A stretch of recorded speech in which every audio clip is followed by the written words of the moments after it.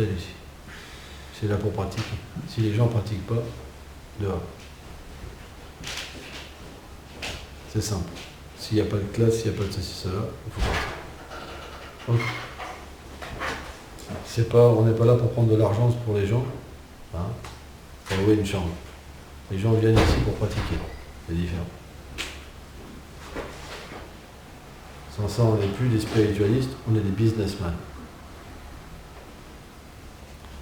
Alors, donc, nous allons lire ça serait bien qu'il y ait d'autres chants du Bhagavatam, de Srila Prabhupada, dans le Dharma.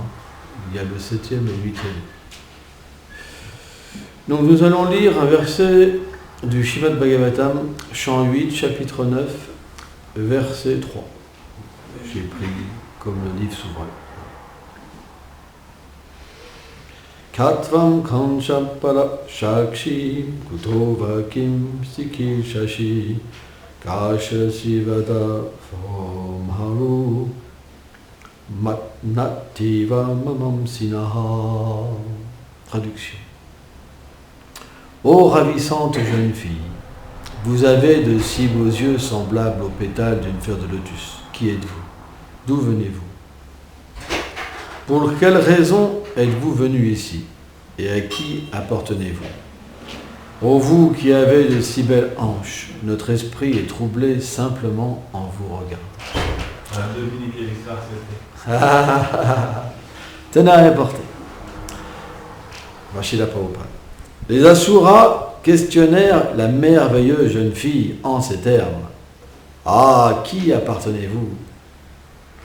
Une femme est censée appartenir à son père avant son mariage, à son mari après son mariage et à ses fils adultes durant sa vieillesse.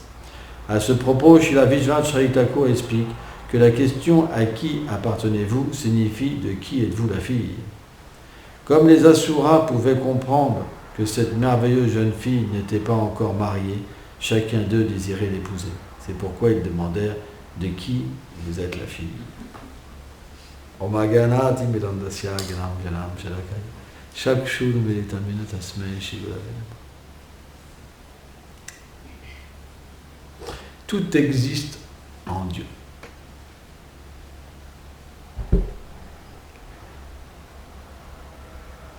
C'est pourquoi, dans ce monde, tout est perverti. Mais si nous observons les activités de Krishna, Krishna aussi, il a des yeux et il voit très bien la beauté féminine. C'est la nature du Seigneur suprême. Hein? C'est expliqué que quand Srimati Radharani marche et que Krishna voit Srimati Radharani au loin, qu'il voit sa natte en fait se balancer sur ses fesses, et qu'il voit ses hanches déambuler, etc. Alors le Seigneur capitule. Il est vaincu. C'est une réalité. Il est tellement vaincu par Srimati Radharani que Krishna lui-même, parfois pleure à ses pieds. Si Srimati Radharani ne veut plus lui être favorable, alors Krishna pense que ma vie est inutile. Pourtant, il est le Seigneur lui-même, il contrôle tout. Mais Srimati Radharani contrôle le Seigneur suprême. Et Krishna prend ses pieds, il pleure et il mendie sa vie aux pieds de Radharani. Et Radharani, à ce moment-là, elle devient satisfaite. Et Krishna lui fait sa natte. Elle dit, fais ma natte, refais ma natte, pour te faire pardonner. Et Krishna, il s'exécute. Au point que quand il habille Srimati Radharani, il devient comme le professeur même de toutes les sakis. Tellement son art est merveilleux. Parce que son amour, en fait, il habille Srimati Radharani avec son amour. Les fleurs elles-mêmes se tissent entre elles. Krishna n'a pas besoin de vraiment confectionner. En fait, il s'absorbe en Radharani et tout devient contrôlé. Il fait des bijoux en fleurs avec des pierres précieuses, d'une telle agilité, d'une telle rapidité, où elle peut se faire aider aussi par sa société éternelle. Et là, toutes les sakis deviennent émerveillées de voir que Radharani est habillée d'une manière unique, avec un style unique. Ou parfois, elles peuvent aussi se moquer de Krishna, parce qu'elle a habillé Radharani d'une certaine manière. C'est rigolo, parce que c'est pas comme d'habitude. Vous voyez ce que je veux dire? Ou alors ils peuvent discuter entre elles, dire là t'as pas bien fait, là ceci, là cela, elles reprennent et Krishna argumente. Parce que sa logique est suprême par rapport à ses sentiments et par rapport aux sentiments de Radharani. Pourtant les sakis comprennent exactement les sentiments de Radharani. Mais Krishna les comprend avec quelque chose en plus. Donc on est dans un monde qui est merveilleux. Et extrêmement complexe et simple, parce que c'est que de l'amour. Mais comme cet amour, il est tellement élevé, alors il y a des lois, il y a des règles spontanées qui sont les plus élevées de toute la création. C'est pourquoi quand les gopis parlent avec Krishna, elles utilisent même les Védas pour jouer, pour rigoler, pour blaguer. Les grands sages ne pourraient pas avoir ces élocutions pour jouer avec les Védas. Quand par exemple deux sages se rencontrent et qu'ils argumentent, il y a une argumentation. Mais les gopis et Krishna, en fait, ils argumentent d'une manière joyeuse, juste pour rire sur un plan des milliards de fois plus élevé au niveau de la philosophie. C'est pour ça que les Védas existent à Vrindavan, à Goloka Vrindavan. Mais comme un instrument de rasa. Pas comme un moyen d'atteindre la perfection. Mais comme un instrument de rasa, pour augmenter l'humeur. C'est pourquoi, si on étudie les Védas, un jour on atteindra aussi le rasa. Parce que quand on peut approcher Radha et Krishna et les sakis, alors, et les sakas aussi, parce que Madhu Mangal aussi parle des Védas. C'est le grand brahmana, omniscient. Omniscient. Si Krishna n'a pas la bénédiction de Madhu Mangal, il ne peut rien faire. Donc les Védas existent, même à Golok Vrindavan. Donc les Védas mènent à Krishna un jour. Et quand Krishna est atteint, les Védas prennent un autre sens. C'est pour ça que les Goswamis ont pu prendre les Védas pour amener les gens à Krishna, bien que Krishna n'ait pas expliqué véritablement dans les Védas. C'est trop élevé. Ça ne peut pas être atteint avec l'action intéressée, ni la voie de la connaissance. Et pourtant, ces mêmes Védas mènent à cette perfection. Et c'est ça qui est extrêmement merveilleux. Donc, on est dans une situation, un reflet de cette réalité. En fait, les démons et les devas ont fait une trêve pour barater l'océan de lait.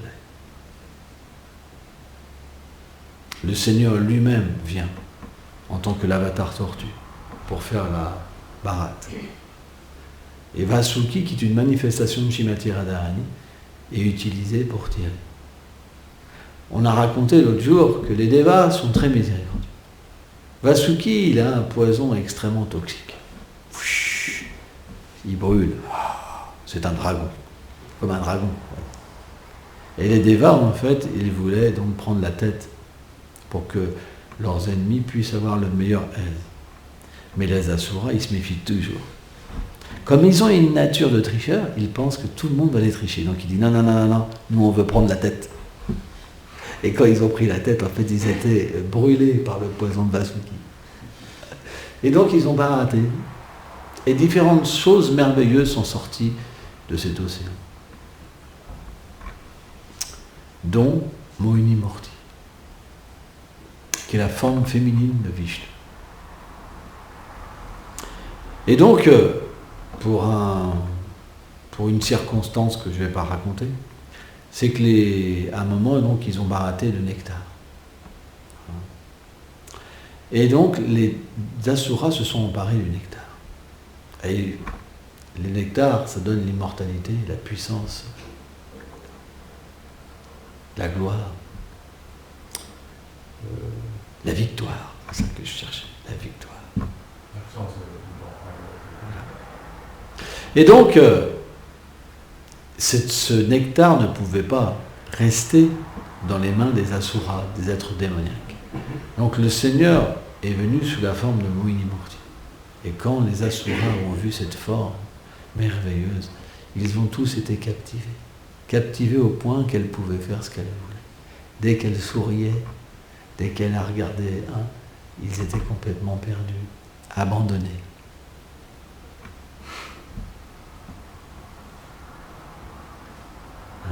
Et donc elle a réussi à reprendre le nectar. Mais il y en a un qui s'était déguisé en Deva. C'est Raoult. Donc quand il a commencé à prendre le nectar, Mohinimurti donc a lancé son disque sur Darshan et a coupé la tête. Et c'est devenu la planète Raoult. C'est comme ça que Raoult est apparu. Donc Mohinimurti, et il y a un divertissement extraordinaire avec Shiva aussi. Extraordinaire. Shiva était sous son arbre merveilleux. Il y a un arbre sous la planète de Shiva qui est gigantesque.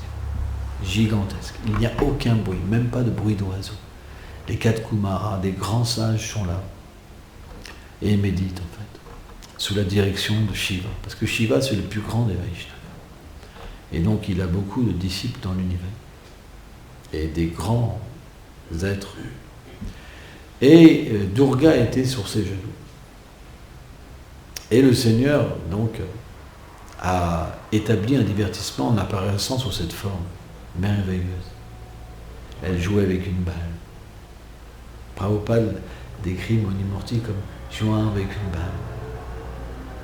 Et quand elle jouait avec cette balle-là, Shiva commençait à regarder au loin cette belle jeune fille, merveilleuse, dont la forme était captivante, le parfum enivrant.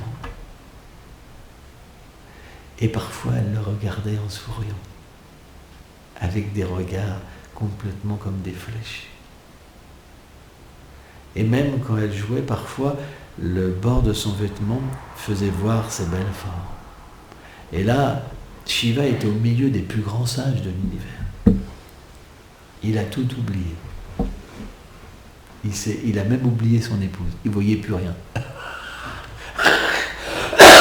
Et là, il a commencé à se lever, à marcher, et tout le monde regardait Shiva. Qu'est-ce qui se passe?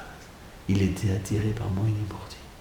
Et Mohinimurti, donc, une femme, quand elle attire un homme, naturellement, elle devient encore plus belle et plus joyeuse, et plus attractive, en fait. Et elle se faufilait derrière un arbre, elle le regardait, et elle disparaissait derrière un autre, etc., etc. Et Shiva a commencé à courir, complètement absorbé dans l'énergie interne du Seigneur. Il s'est perdu, en fait. Au pire encore, le Seigneur lui a fait, dans différents endroits de l'univers, Shiva courait après Mohinimurti. Tous les lieux sacrés. Ouais, tous les lieux sacrés. Et les sages, en fait, étaient perplexes. Est-ce que notre Seigneur Shiva est illusionné? Et donc, à un moment, il a pu attraper le bord du vêtement de Mohinimurti. Et c'est expliqué que Shiva a perdu sa semence. Et cette semence est devenue l'or. C'est comme ça que l'or est apparu, de la semence de Shiva. Et Srila Prabhupada, il explique dans cette teneur et portée qu'une fois que l'activité sexuelle est accomplie, que l'homme perd sa semence, il retrouve la raison. Et donc, dès que Shiva a perdu sa semence, il a compris en fait que c'était le Seigneur Vishnu qui avait cette apparence. Il a offert des prières au Seigneur. Mais Srila Prabhupada explique que Shiva n'était pas illusionné par l'énergie externe du Seigneur, mais l'énergie interne. Que le Seigneur avait fait ce divertissement pour prouver les gloires de Shiva. Cette histoire est belle et merveilleuse. Une très très belle histoire. Très très très belle histoire. Et pourtant Shiva, il n'est pas du tout dérangé par Durga Devi. Mais quand Muni Murti est apparu devant lui, alors il a perdu la raison. Parce que, bien que Shiva soit une manifestation, en fait, du Seigneur suprême, il est dans un rôle de dévot. Et le dévot est toujours vaincu par la beauté et la douceur du Seigneur suprême. Toujours. C'est un principe. Même Lakshmi Devi, bien qu'elle soit sur la poitrine du Seigneur suprême, elle désire la poussière de ses pieds, masser ses pieds constamment.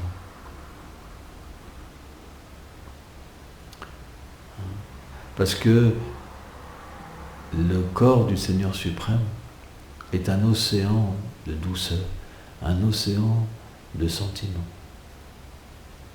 Et l'expérience du Seigneur suprême est insondable. C'est pour ça que éternellement les dévots méditent sur le Seigneur suprême, sans pouvoir même en trouver une limite. C'est impossible. Parce que Krishna lui-même ne connaît pas ses limites. Krishna lui-même. La preuve, c'est que quand il voit la transformation qui se produit dans ces dévots, et surtout en Srimati Radharani, quand elle rencontre Krishna, il pense: qu'est-ce qui donne cette satisfaction à mes dévots? Il pense prendre cette position pour goûter cette satisfaction.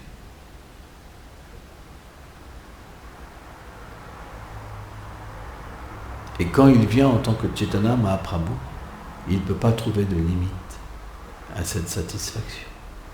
En fait, cette forme de Mahaprabhu est éternelle, comme la forme de Radha et Krishna. C'est éternel. Éternellement, dans cette forme, Shri Hari goûte sa douceur.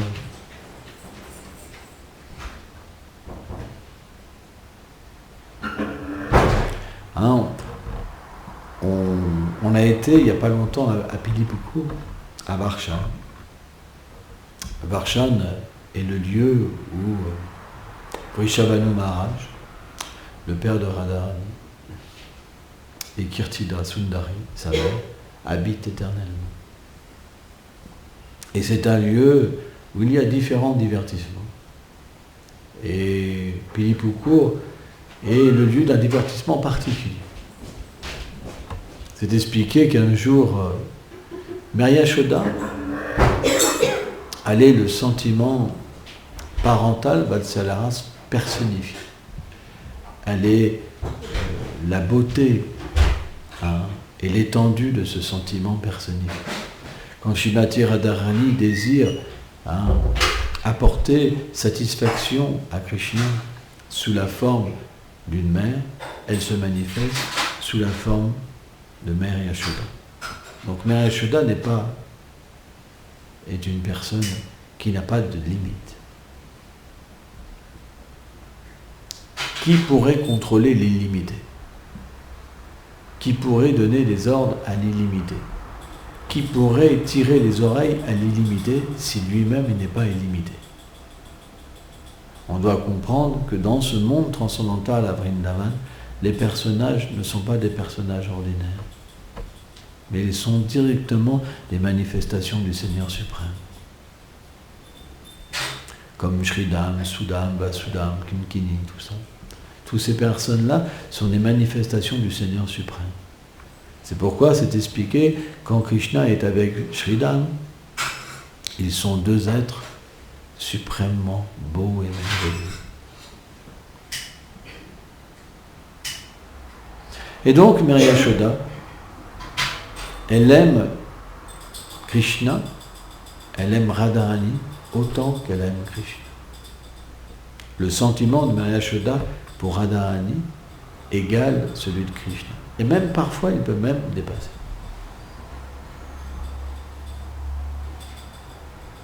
Parce que Radharani est le réceptacle des qualités de Krishna. Quand Mère Yashoda est avec Radharani, elle peut même ressentir parfois plus de félicité et goûter les qualités de son enfant d'une manière extraordinaire. D'ailleurs, elle est toujours étonnée et perplexe quand elle est en contact avec Radharani. Parce que c'est une expérience illimitée qui la dépasse.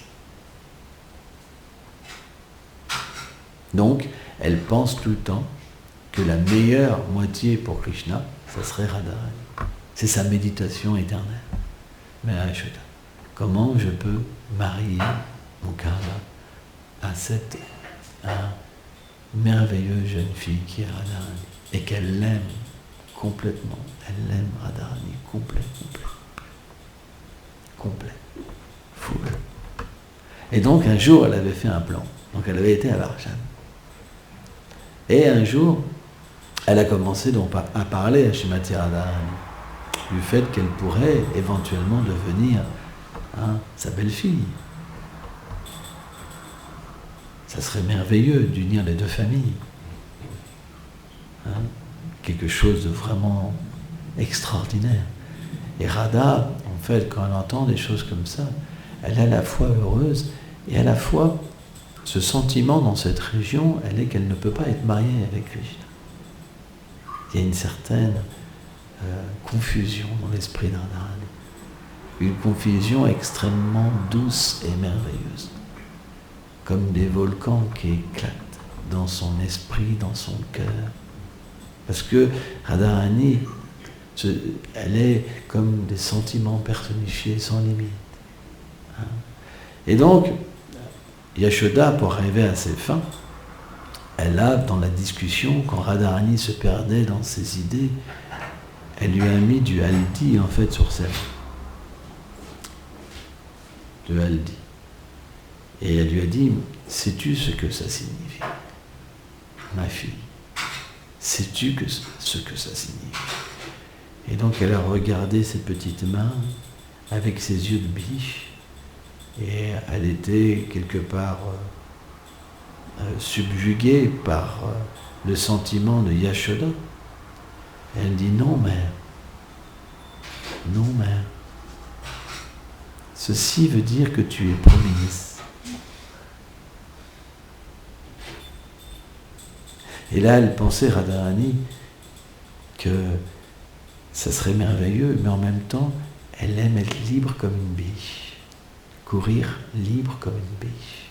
C'est la nature de Radharani. D'ensorceler Krishna. C'est sa nature. Être libre comme une biche. Krishna court après elle. Et donc, ils se sont séparés. Et Radharani était complètement sous l'emprise de ses sentiments. Elle ne savait pas comment faire. Qu'est-ce qu'elle devait faire? Peut-être ce serait merveilleux, mais en même temps je perdrais ma liberté. Que faire? Un dilemme extrêmement complexe qui l'a contrôlé et qui l'a ballotté dans des émotions illimitées. Et il y avait tous ses amis autour qui rigolaient. Parce que cette situation était unique, vraiment unique. Et les rires des Sakis, c'est quelque chose qu'on ne peut pas imaginer, la beauté des rires des Sakis. L'écho que ça fait, tout le monde le reprend. Les arbres, les oiseaux, les grenouilles, les insectes. Tout le monde s'absorbe dans tout ce que les gopis font. Et là, Lalita, qui est toujours là pour aider Srimati Radharani, elle dit, mais pourquoi tu t'embêtes? Oh Radha, c'est juste de la poudre. Il y a un étang, là, tu vas te laver les mains, c'est fini, on n'en parle plus. T'étais libre, voilà, c'est juste ça. Parce que le sentiment Madhurya est supérieur que le sentiment Vatsalya. Même si Yashoda avait attaché avec son sentiment Srimati Radharani, elle avait le pouvoir de se défaire. Donc Lalit est venue comme ce pouvoir de rendre la liberté à Srimati Radharani. Que ce divertissement divin extra-conjugal puisse continuer. tout était arrêté. Tout aurait pu s'arrêter et changer de nature. Et Lalit est venu pour délivrer son ami. Et là, Radha est commencé à descendre quelques marches. Alors les lacs, les kunds à Vrindavan, c'est des kunds merveilleux.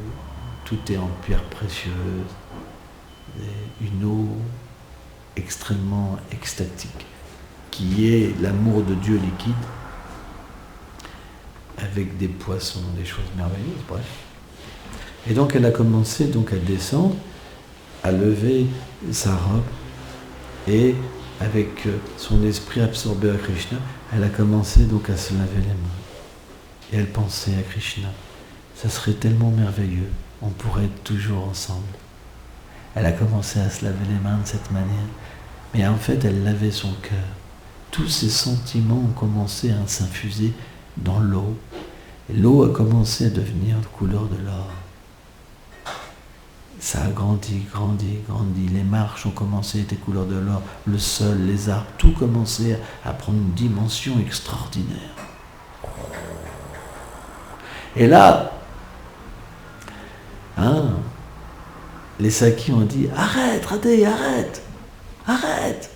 Et là, Radé, donc, elle est sortie de sa méditation. « Tu es en train de repeindre Vrindavan, vite, sauvons-nous. Si on apprend qu'on a changé tout à Vrindavan, ils vont nous accuser. » Donc c'était comme un jeu, ils sont partis en courant, en rigolant. Il y avait l'écho des gopis qui continuait. Et là, à ce moment-là, Krishna cherchait un veau. Et il est arrivé dans cet endroit. Et il se dit, mais quel est cet endroit que je ne connais pas? Parce que c'était tout en or. Tout était imbibé du sentiment de Radharani. Quel est cet endroit? Et là, donc, il a commencé à avancer. Il a vu cette eau. Il a été complètement attiré. En fait, déjà, le sentiment de Radharani s'infusait en lui. En fait, quand on va dans un endroit qui est complètement saturé d'émotions spirituelles, c'est quelque chose qui s'infuse en nous. Et Krishna était différent et contrôlé déjà. Mais il ne pouvait pas le comprendre. Et quand il a vu l'eau, il a été attiré à toucher l'eau. Et quand il a touché l'eau, il a été électrisé. Ça a été comme électrique. Oh, sentiment tellement puissant. Oh. Et là, les larmes ont commencé à couler de ses yeux.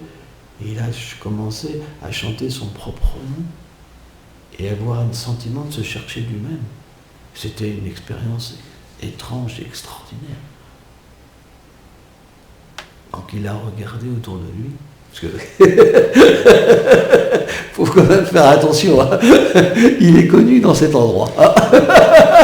Quand quelque chose que vous n'avez pas l'habitude et vous vous dites qu'est-ce que c'est, vous regardez autour de vous. Hein. Et donc il a commencé donc à toucher plus cette eau et à ressentir de plus en plus de sentiments en fait, envers lui-même. Et là il a trouvé ça tellement délicieux qu'il s'est dit, et si je rentrais le pied, et si je rentrais complètement. Et là il s'est immergé dans l'eau. Et on voyait juste la plume de plomb se déplacer dans l'eau. Et c'était une situation tellement merveilleuse et tellement unique que tout le monde s'est approché. Les arbres regardaient les plantes, les oiseaux, les animaux. Ils regardaient la plume comme bouger. Tout le monde se disait, mais qu'est-ce qui va se passer? Qu'est-ce qui va se passer? Et là, ils ont commencé à voir Krishna qui sortait de l'eau avec une telle transformation. Il était couleur de l'or. Il pleurait. Il pleurait pour lui-même. Il se cherchait lui-même dans une dévastation complète. Et là, tous les habitants de Vrindavan ont commencé à pleurer, à avoir les mêmes sentiments.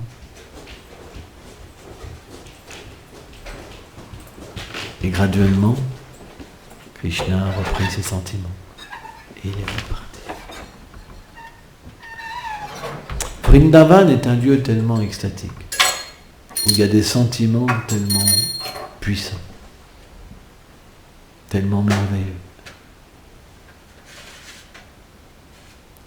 On doit aller dans ces lieux et collecter la miséricorde et se rappeler de cette miséricorde. Y aller et se rappeler, c'est la même chose. C'est 100% bénéfique. Merci.